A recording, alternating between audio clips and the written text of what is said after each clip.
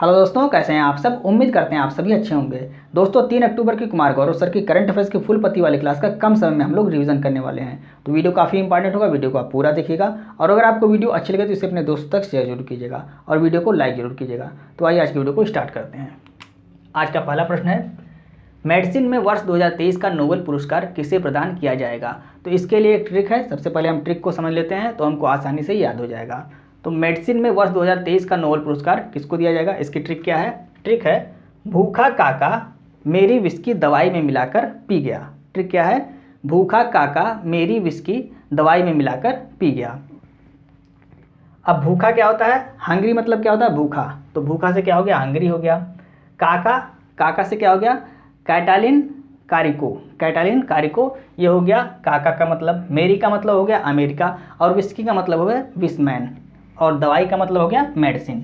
तो मेडिसिन के क्षेत्र में नोबेल पुरस्कार किसको दिया जाएगा, विस्मैन को दिया जाएगा और कैटालिन कारिको को दिया जाएगा। कैटालिन कारिको ये हंगरी के हैं और विस्मैन ये अमेरिका के हैं। तो इससे आपको सारी जानकारी याद हो जाएगी। तो किसको दिया जाएगा, मेडिसिन के क्षेत्र में नोबेल पुरस्कार किसको दिया जाएगा, कैटालिन कारिको,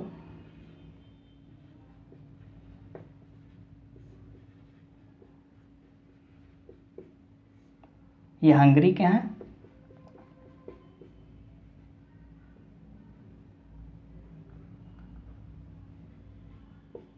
और विस्मैन ये कहाँ के हैं, ये अमेरिका के हैं।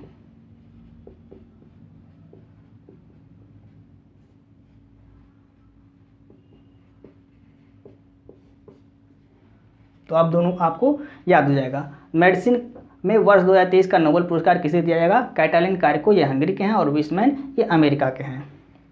क्यों दिया जा रहा है इनको, तो mRNA से कोविड-19 के टीके का विकास करने के लिए इनको यह पुरस्कार दिया जा रहा है। mRNA का फुल फॉर्म क्या होता है, मैसेंजर राइबोन्यूक्लिक एसिड, ये इसका फुल फॉर्म होता है। 2022 में मेडिसिन के क्षेत्र में नोबेल पुरस्कार किसको दिया गया था, स्वाति पावे को दिया गया था। इसको भी आपको याद रखना है।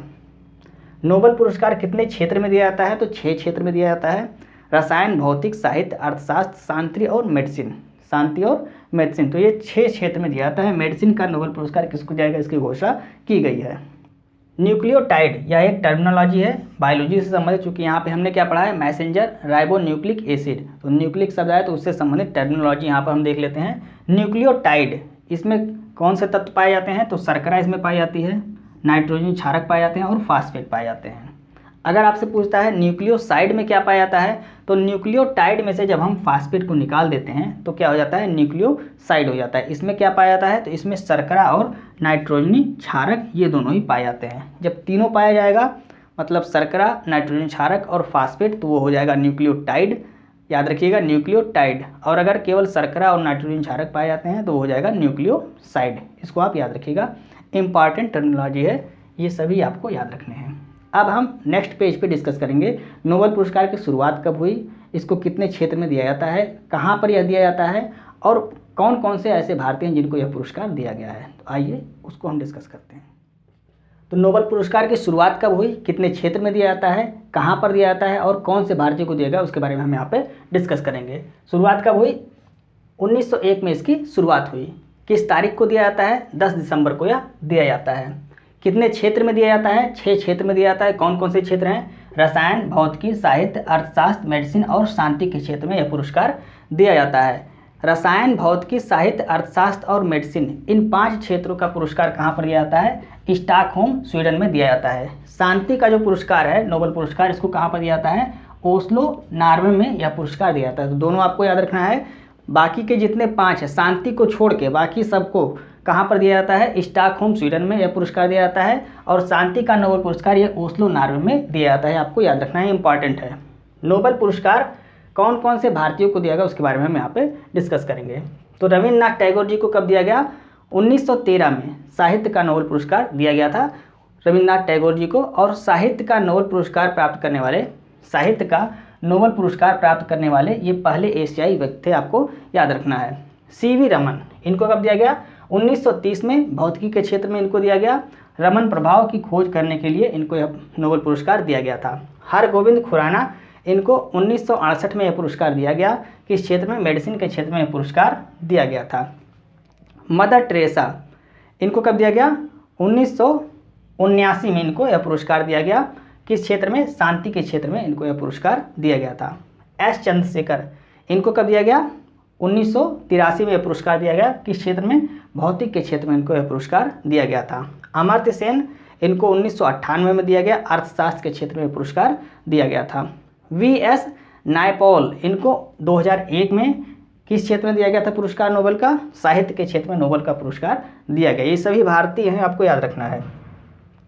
राजेंद्र कुमार पिचौरी, इनको 2007 में पुरस्कार दिया गया नोबेल का शांति पुरस्कार, शांति के क्षेत्र में इनको दिया गया था। वी रामकृष्णन, इनको 2009 में रसायन का नोबेल पुरस्कार दिया गया था। कैलाश सत्यार्थी, 2014 में इनको शांति का नोबेल पुरस्कार दिया गया था। किस लिए दिया गया था? बचपन बचाओ आंदोलन के लिए इनको शांति का नोबेल पुरस्कार दिया गया था। और अभी हाल ही में जो किसको दिया गया था? अभिजीत बनर्जी, इनको कब दिया गया था? अभिजीत बनर्जी को 2019 में अर्थशास्त्र का नोबेल पुरस्कार दिया गया था। और यह अर्थशास्त्र का नोबेल पुरस्कार प्राप्त करने वाले भारतीय थे जो 2019 में इनको दिया गया है। मतलब हाल ही में कौन से भारतीय जिनको नोबेल पुरस्कार दिया गया है?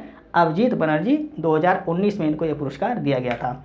और 2023 में मेडिसिन के क्षेत्र में नोबेल का पुरस्कार दिए जाने की घोषणा की गई है। किसको दिया जाएगा? कैटालिन कारिको, ये हंगरी के हैं, और विस्मैन, ये अमेरिका के हैं। इनको मेडिसिन का नोबेल पुरस्कार दिए जाने की घोषणा की गई है। अगर आपसे पूछता है 2022 में मेडिसिन का पुरस्कार किसको दिया गया था, तो स्वांते पावो, किसको दिया गया था? स्वांते पावो, इनको 2022 में मेडिसिन के क्षेत्र में शांति का नोबेल पुरस्कार दिया गया था। तो ये नोबेल पुरस्कार से संबंधित महत्वपूर्ण जानकारी, उम्मीद करते हैं आपको वीडियो अच्छी लगी होगी। तो आइए नेक्स्ट प्रश्न को हम डिस्कस करते हैं। दूसरा प्रश्न है, हाल ही में इंडिया एजिंग रिपोर्ट 2023 किसने जारी किया है? UNFPA द्वारा इसको जारी किया गया है। UNFPA, इसका फुल फॉर्म क्या होता है? यूनाइटेड नेशन पॉपुलेशन फंड इसका फुल फॉर्म होता है। हिंदी में इसको संयुक्त राष्ट्र जनसंख्या कोष कहा जाता है। स्थापना इसकी कब हुई थी? 1969 में इसकी स्थापना हुई थी। मुख्यालय कहाँ पर है? न्यूयॉर्क, अमेरिका में इसका मुख्यालय है। इस रिपोर्ट में बताया गया कि भारत में बुजुर्गों की आबादी 2036 तक बढ़कर कितनी हो जाएगी? 22.7 करोड़ हो जाएगी। जो भारत की कुल आबादी है उसका 14.9%, यानी कि लगभग 15% भारत की कुल आबादी का हो जाएगी। भारत में बुजुर्गों की संख्या 2036 तक कितनी हो जाएगी? लगभग 15% कुल आबादी का हो जाएगी। आपको याद रखना है कितनी बढ़ जाएगी? 22.7 करोड़ आबादी बुजुर्गों की बढ़ जाएगी भारत में, इस रिपोर्ट में बताया गया है। स्टैटिस्टिक्स के प्रश्न देखिए। लॉजिस्टिक परफॉर्मेंस इंडेक्स कौन जारी करता है? विश्व बैंक द्वारा इसको जारी किया जाता है। और इसमें भारत की रैंक कौन सी है? 38वीं है। HDI ह्यूमन डेवलपमेंट इंडेक्स किसके द्वारा जारी किया जाता है? UNDP, United Nation Development Programme, इसके द्वारा जारी किया जाता है। और इसमें भारत की रैंक कितनी है? 132 रैंक है भारत की। ग्लोबल जेंडर गैप इंडेक्स किसके द्वारा जारी किया जाता है? वर्ल्ड इकोनॉमिक फोरम द्वारा जारी किया जाता है। और इसमें भारत की रैंक कितनी है? 127 भारत की रैंक है। तो इन सभी को आपको याद रखना है। यहाँ पर कौन सी रिपोर्ट है? इंडिया एजिंग रिपोर्ट 2023 कौन जारी करता है? UNFPA द्वारा जारी किया जाता है, यानी कि संयुक्त राष्ट्र जनसंख्या कोष द्वारा इसको जारी किया जाता है। नेक्स्ट प्रश्न देखते हैं। हाल ही में याओगन 3304 जासूसी उपग्रह किसने लॉन्च किया है? चीन द्वारा इसको लॉन्च किया गया है। चीन के द्वारा इस उपग्रह को लॉन्च किया गया है। ये कैसा उपग्रह है? यह एक जासूसी उपग्रह है। कहाँ से लॉन्च किया गया? गोबी मरुस्थल से इसको लॉन्च किया गया है। और किस रॉकेट से लॉन्च किया गया है? लॉन्ग मार्च 4C रॉकेट से इसको लॉन्च किया गया है। स्ट्रैटेजी के प्रश्न देखिए। भारत के इसरो द्वारा जो उपग्रह लॉन्च किए गए हैं और किस रॉकेट से लॉन्च किए गए उसके बारे में हम यहाँ पे डिस्कस करेंगे। आदित्य L1 अभी हाल ही में लॉन्च किया गया है। तो आदित्य L1 ये एक सूर्य मिशन है, इसरो द्वारा लॉन्च किया गया है। कब लॉन्च किया गया है? 2 सितंबर को इसको लॉन्च किया गया है। किस रॉकेट से लॉन्च किया गया है? PSLV C57 रॉकेट से इसको लॉन्च किया गया है। DSSAR उपग्रह, यह सिंगापुर का उपग्रह है और इसके साथ इसको मिला के कुल 7 उपग्रह को लॉन्च किया गया था। किस रॉकेट से? PSLV C56 रॉकेट से इसको लॉन्च किया गया था। TEOS-02 और ल्यूमेनाइट, यह भी सिंगापुर के उपग्रह हैं और किसके द्वारा लॉन्च किया गया था? PSLV C55 रॉकेट से इसको लॉन्च किया गया था। NVS-0 फर्स्ट, ये भारत का सेकंड जनरेशन का पहला नेविगेशन उपग्रह है और इसको किसके द्वारा लॉन्च किया गया? GSLV F12 रॉकेट से इसको लॉन्च किया गया। इसरो द्वारा इसको लॉन्च किया गया। किस रॉकेट से? GSLV F12 रॉकेट से इसको लॉन्च किया गया। आज़ादी सेट उपग्रह और EOS-07 उपग्रह, इसको किसके द्वारा लॉन्च किया गया, किस रॉकेट से, SSLV-D2 रॉकेट से इसको लॉन्च किया गया। SSLV-D2 क्यों है, क्योंकि SSLV की दूसरी उड़ान है। SSLV की पहली उड़ान ये असफल हो गई थी, दूसरी उड़ान सफल हुई। किसको लॉन्च किया गया है, कौन से उपग्रह को, तो आज़ादी सेट और EOS-07 उपग्रह को SSLV-D2 के द्वारा लॉन्च किया गया है।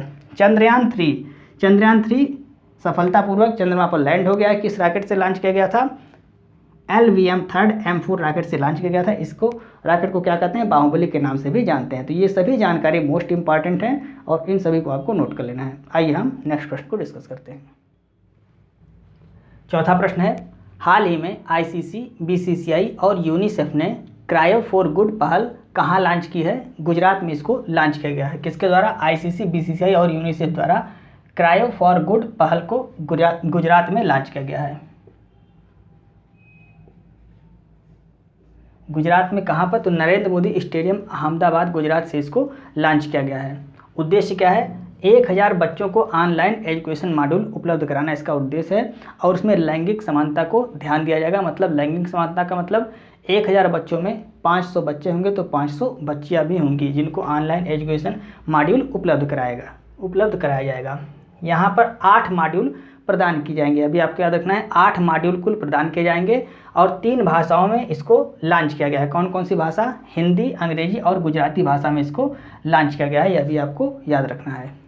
स्ट्रैटेजी के प्रश्न देखिए, ICC की स्थापना कब हुई, 1909 में इसकी स्थापना हुई। इसका मुख्यालय कहाँ पर है, तो ICC का मुख्यालय दुबई में है। इसके अध्यक्ष कौन है, ICC के अध्यक्ष हैं ग्रेग बर्कले, ICC के अध्यक्ष हैं। BCCI की स्थापना कब हुई, 1928 में हुई। मुख्यालय कहाँ पर है, मुंबई में इसका मुख्यालय है और अध्यक्ष कौन है, रोजर बिन्नी वर्तमान में अध्यक्ष। सौरभ गांगुली नहीं है, सौरभ गांगुली इसके पहले थे, अभी कौन हो गए हैं, रोजर बिन्नी इसके अध्यक्ष हैं। ICC वर्ल्ड कप 2023 का शुभंकर क्या है, क्रिप्टोवर्स इसका शुभंकर है। आपको कमेंट करके बताना है brand ambassador ICC world cup 2023 का क्या है, कई बार हमने आपको बताया है। एशियाई गेम्स, जो 19वां एशियाई गेम्स का आयोजन चल रहा है चीन, हांगजो चीन में, उसमें भारतीय महिला क्रिकेट टीम ने कौन सा मेडल जीता है, गोल्ड मेडल जीता है। किसको हराया भारतीय टीम ने, महिला क्रिकेट टीम ने श्रीलंका की क्रिकेट टीम को, महिला क्रिकेट टीम को हराकर गोल्ड मेडल जीत लिया, आपको याद रखना है। नेक्स्ट प्रश्न है, प्रतिवर्ष अंतर्राष्ट्रीय कॉफी दिवस कब मनाया जाता है, 1 अक्टूबर को मनाया जाता है।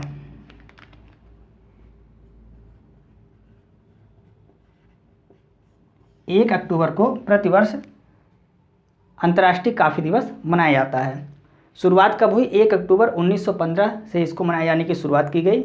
IOC मतलब इंटरनेशनल कॉफ़ी ऑर्गेनाइजेशन की स्थापना कब हुई, 1963 में इसकी स्थापना हुई। मुख्यालय इसका कहाँ पर है, लंदन में इसका मुख्यालय है। पाँचवा विश्व कॉफ़ी कॉन्फ्रेंस एंड एक्सपो 2023 का आयोजन कहाँ पर किया गया, बेंगलुरु कर्नाटक में इसका आयोजन किया गया और इसके ब्रांड एम्बेसडर किसको बनाया गया था, रोहन बोपन्ना को इसका ब्रांड एम्बेसडर बनाया गया था। जो 5वां विश्व कॉफ़ी कॉन्फ्रेंस था, इसका ब्रांड एम्बेसडर किसको बनाया गया, रोहन बोपन्ना को बनाया गया, जो टेनिस के खिलाड़ी हैं। इसको भी आपको नोट करना है, इंपॉर्टेंट पॉइंट है। कॉफ़ी उत्पादन में भारत का शीर्ष राज्य कौन सा है, कर्नाटक ये पहले स्थान पे और दूसरे स्थान पे कौन सा राज्य है, केरल है। भारत में सर्वाधिक कॉफ़ी कौन से प्रकार की कॉफ़ी होती है, रोबस्टा कॉफ़ी, इसका 70% उत्पादन भारत में किया जाता है। कॉफ़ी के बारे में, सर्वाधिक कॉफ़ी का उत्पादन किस देश में किया जाता है, ब्राज़ील में सर्वाधिक कॉफ़ी का उत्पादन किया जाता है। वहाँ पर कॉफ़ी के बागान को क्या कहते हैं, कॉफ़ी के बागान को फेजेंडा कहते हैं और कॉफ़ी बंदरगाह को क्या कहते हैं, ब्राज़ील में सैंटोस बंदरगाह कहते हैं। तो ये सभी जानकारी आपको नोट कर लेनी है। आइए हम नेक्स्ट प्रश्न को डिस्कस करते हैं। 6वां प्रश्न है, हाल ही में प्रधानमंत्री नरेंद्र मोदी ने मेहसाणा भटिंडा गुरदासपुर गैस पाइपलाइन का शुभारंभ कहाँ पर किया है, राजस्थान में इसका शुभारंभ किया है। राजस्थान में शुभारंभ किया गया है। कहाँ से, चित्तौड़गढ़ में इसकी घोषणा की गई है। किसके द्वारा, प्रधानमंत्री मोदी जी द्वारा इसकी घोषणा की गई है। राजस्थान पंजाब के बीच में यह गैस पाइपलाइन स्टार्ट होगी। किसके बीच में, राजस्थान और पंजाब के बीच में यह गैस पाइपलाइन स्टार्ट होगी। और इसी समय एक और घोषणा की गई है, क्या किया गया है, आबू रोड राजस्थान में HPCL के LPG गैस प्लांट की शुरुआत भी की गई है। LPG गैस प्लांट की शुरुआत भी की गई, इसको भी आपको याद रखना है। तो दोनों स्टार्ट किया गया है।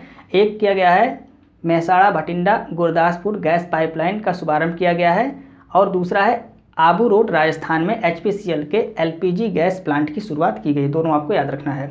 नेक्स्ट है, हाल ही में देश का पहला सोलर रूफ साइकिलिंग ट्रैक का उद्घाटन कहाँ पर किया गया है? देश का पहला सोलर रूफ साइकिलिंग ट्रैक का उद्घाटन हैदराबाद में किया गया है।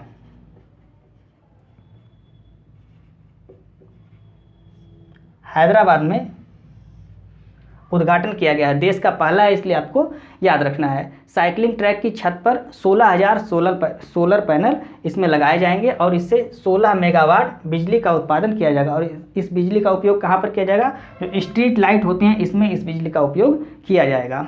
नाम इसका क्या है? नाम इसका है हेल्थवे, इसका नाम रखा गया है। यह जो सोलर क्या है, सोलर रूफ साइकिलिंग ट्रैक है, इसका नाम क्या रखा गया है? हेल्थवे इसका नाम रखा गया है। 24/7 100% सोलर एनर्जी वाला गांव कौन सा है? मोढेरा गांव गुजरात का है, इसको आपको याद रखना है। अगर आपसे पूछता है सोलर सिटी कौन सी है? सांची मध्य प्रदेश ये सोलर सिटी है। तो सोलर सिटी का उत्तर आपका हो जाएगा सांची मध्य प्रदेश। और 100% सोलर ऊर्जा 24/7 100% सोलर एनर्जी वाला गाँव कौन सा हो जाएगा? मोढेरा गाँव आपका राइट आंसर हो जाएगा। नेक्स्ट प्रश्न है, हाल ही में थिरके स्कूलिल अभियान कहाँ प्रारंभ हुआ है? केरल में इसको प्रारंभ किया गया है। केरल में इसको प्रारंभ किया गया है। अर्थ क्या है इसका? थिरके स्कूलिल का अर्थ क्या है? बैक टू स्कूल इसका अर्थ होता है। छुट्टी इसका मतलब क्या है? छुट्टी वाले दिन सरकारी स्कूलों में क्लास लगाना, यानी कि जब छुट्टी वैसे संडे के दिन भी बच्चों को क्लास में बुलाया जाएगा, ये इसका अर्थ है। यानी कि यह अभियान क्या है? थिरके स्कूलिंग, छुट्टी वाले दिन भी बच्चों को छुट्टी नहीं दी जाएगी, उस दिन भी बच्चों को स्कूल में बुलाया जाएगा। यही इसका जो अभियान है इसका उद्देश्य है। किसके द्वारा स्टार्ट किया है? कुटुंबश्री संस्थान द्वारा इसको लॉन्च किया गया है। कुटुंबश्री संस्थान ये केरल की संस्था है और इसको किसने इसकी स्थापना की थी? सरकार और नाबार्ड द्वारा इसकी स्थापना की गई थी। इसका उद्देश्य क्या है? गरीबी उन्मूलन इसका उद्देश्य है, यह भी आपको याद रखना है। तो ये सभी महत्वपूर्ण पॉइंट है, इसको आपको नोट कर लेना है। आइए हम नेक्स्ट प्रश्न को डिस्कस करते हैं। 9वां प्रश्न है, हाल ही में BRO का नया अध्यक्ष किसे बनाया गया है? रघु श्रीनिवासन को बनाया गया है।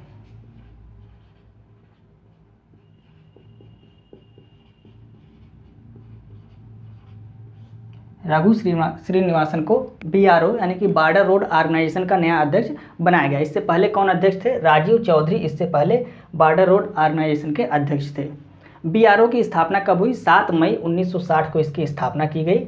किस मंत्रालय के अधीन आता है? तो रक्षा मंत्रालय के अधीन आता है। ये इंपॉर्टेंट है, आपको याद रखना है। कार्य क्या करता है? तो सीमा पर विकास करता है, विकास का कार्य करता है, सड़क का निर्माण करता है। तो BRO बॉर्डर रोड ऑर्गेनाइजेशन इसका फुल फॉर्म है। इसका कार्य है सीमा पर विकास करना, सड़क का निर्माण करना, इसका कार्य है। ध्येय वाक्य इसका क्या है? इंपॉर्टेंट है, इसको आप याद रखिएगा।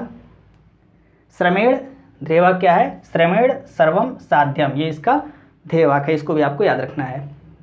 PTI यानी कि प्रेस ट्रस्ट ऑफ इंडिया का नया अध्यक्ष अभी हाल ही में किसे बनाया गया है? KN शांता कुमार को बनाया गया है, इसको भी आपको याद रखना है। नेक्स्ट प्रश्न है, एक बल एक जिला नीति कहाँ लागू होगी? मणिपुर में इसको लागू किया जाएगा। मणिपुर में एक बल मतलब एक फोर्स एक जिला, यह नीति कहाँ पर लागू होगी? मणिपुर में इसको लागू किया जाएगा। उद्देश्य क्या है? जातीय संघर्ष को रोकना इसका उद्देश्य है। मणिपुर में आप जानते हैं यहाँ पर 2 जातियाँ हैं, कुकी और मैती, ये 2 जातियाँ, इनके बीच हमेशा संघर्ष होता रहता है। तो इस संघर्ष को रोकना इसका उद्देश्य है, इसलिए यहाँ पर एक बल एक जिला नीति लागू की जाएगी। भारत के पास कौन कौन से फोर्स हैं? तो भारत के पास CRPF है, CAPF है, असम राइफल्स है, SSB है, ITBP है, BSF है, ये सभी फोर्स भारत के पास उपलब्ध हैं। ये दोनों प्रश्न इंपॉर्टेंट हैं। मणिपुर में शांति की स्थापना करने के लिए किसकी अध्यक्षता में समिति बनाई गई थी? तो अनुसुईया उइके जी की अध्यक्षता में अनुसुईया उइके समिति का गठन किया गया था। आपको याद रखना है। ये क्या है? ये राज्यपाल हैं। कहाँ की? ये मणिपुर की। मणिपुर की राज्यपाल कौन है? अनुसुईया उइके। इनकी अध्यक्षता में मणिपुर में शांति की स्थापना करने के लिए समिति बनाई गई। दूसरा है, मणिपुर में संघर्ष की जांच के लिए किसकी अध्यक्षता में समिति बनाई गई? तो अगर आपसे पूछता है जांच के लिए तो आप क्या कहेंगे? अजय लांबा समिति। तो अजय लांबा जी की अध्यक्षता में समिति बनाई गई थी, तो वो हो गया अजय लांबा समिति। ये दोनों प्रश्न मोस्ट इंपॉर्टेंट, इसको आपको याद रखना है। तो ये थी फूल पत्ती वाली क्लास के 10 महत्वपूर्ण प्रश्न जिसको हमने कम समय में आपको रिवाइज कराने की पूरी कोशिश की। उम्मीद है आपको वीडियो अच्छी लग रही होगी। यदि आपको वीडियो अच्छी लगे तो आप इसे अपने दोस्तों को जरूर शेयर करें और वीडियो को लाइक और सब्सक्राइब करना ना भूलें। अगर आपको इस क्लास की PDF चाहिए तो आप हमारे Telegram channel RK competition class को ज्वाइन कर सकते हैं, जिसका लिंक आपको इस वीडियो के डिस्क्रिप्शन में मिल जाएगा। आप वहाँ से टेलीग्राम चैनल को ज्वाइन करके PDF को प्राप्त कर सकते हैं। मिलते हैं नेक्स्ट वीडियो में। जय हिंद।